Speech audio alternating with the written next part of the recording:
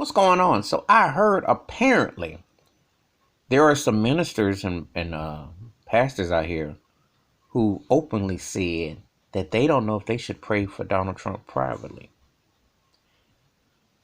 Now, I'm going to say it like this. That's their choice.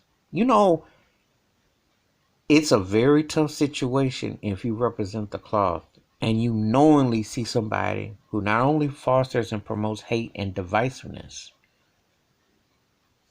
doesn't show any type of spiritual redeeming qualities. And it does test your faith. It really does. See. Now, to be honest with you, the political record, and it depends on how you feel about it. You know, I will give Obama because he's a class act.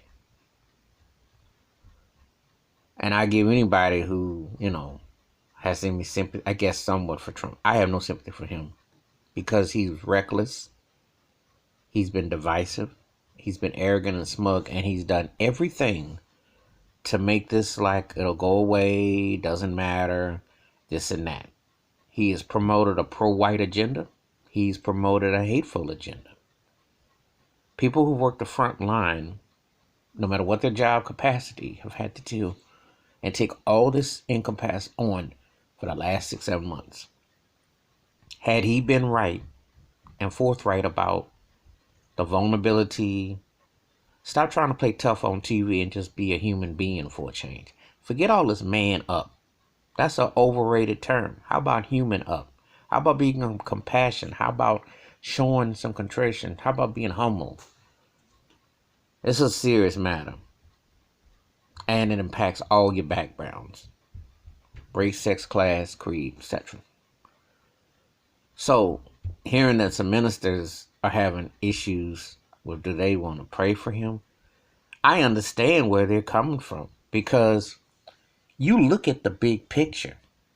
You look at the situation and you say to yourself, he has openly allowed people to die. He has openly been arrogant and act like don't do nothing, don't wear nothing. He has openly been hateful. And he has been self-serving, self-centered ad nauseum. So it really is a battle of where I'm at. Because he makes you reflect and challenges your spiritual, your psychic. You know what you see. Now, I say this to say that these are some white ministers saying this. And when I say that, I'm saying it like this. You don't usually get honesty from white people about someone like Trump. And if you do, you better shake their hand and dap them up because the privilege is there. The elephant in the room is the skin. But he's been committing the ultimate sins. So it's very telling that some of them are sitting there like really thinking, should they pray for him? And what he has done and his self-destructiveness and his mockery of everything, his smugness, his arrogance, how they feel. Don't that tell you something? See, I told you the pandemic has like been a revolving light bulb of light. Yeah. So really, and the ones who are honest and they're not about a bag and they're about human feelings and conditions, they're having a hard time. And I understand it. I get it. I get it. Because he has brought that on himself.